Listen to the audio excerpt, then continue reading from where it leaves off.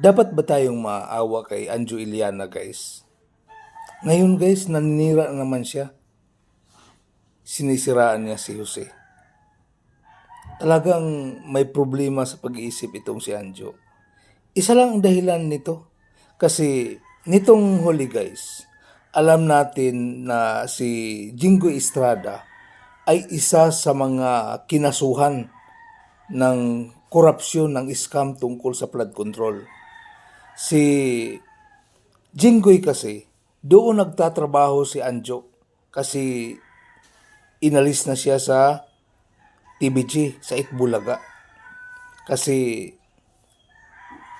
hindi na maganda yung performance. Yun po yung pinakadahilan na tinanggal si Anjo. So, siguro gusto niyang bumalik, hindi nila alam kung bakit sila tinanggal. Pero hindi nila din naintindihan na yung Itbulaga ay for entertainment. Si Anjo, si Jimmy Santos, si Robert Rodriguez, hindi na po sila nagpapatawa. Para na lang silang tuod, guys, na nakatayo doon sa Itbulaga sa stage o kung saan-saan man. Wala na silang ginagawa, hindi na sila entertaining. Kung mag-i-interview sila, wala. Interview lang na. Wala na. Parang hindi na nila alam yung kanilang role as an entertainer. Yun po yung dahilan. Kung sinisiraan ni Anjo si Jose, kahit na gaano kasama yung ugali ni Jose, ay doon lang, sila lang naman yung nakakaalam. Yung mga tao hindi naman nakakaalam nun eh.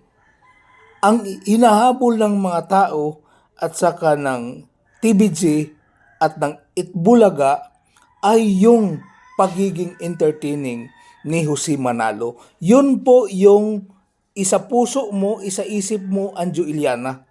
Pati si Jimmy Santos na parang nagtampo sila ni Robert Rodriguez, nagtampo sila sa Itbulaga boses na sila ni Tito Vic and Joey. So ito yung dahilan, hindi na po kayo entertaining.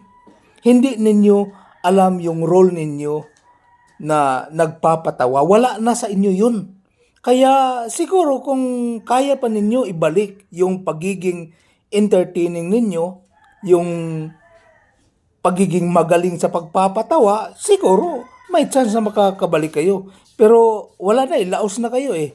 Bakit na laos kayo? Eh, hindi ninyo um, isinabuhay yung pagiging entertaining ninyo. Hindi katulad ni Dolphy, eh, kahit na matanda na, siguro kahit na naghihingalo na yun si Dolphy, nagpapatawa pa siguro yun. Yun sana yung kukunin ninyo na attitude bilang entertainer. Kasi yun po yung kinakailangan ng Itbulaga. Entertainment yun, gago.